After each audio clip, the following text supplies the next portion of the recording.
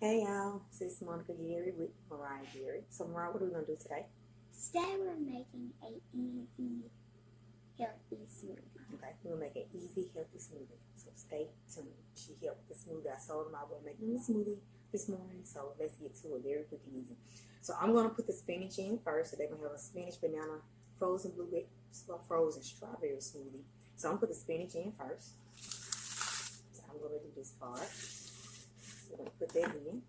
So the spinach is in. So I'm letting her help put the bananas in. So Mariah put the bananas in.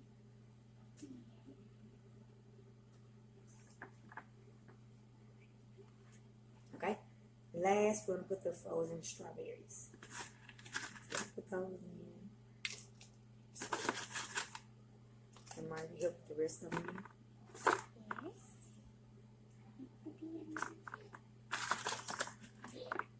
Okay. And now we're going to put a little water. Just a little bit. Alright.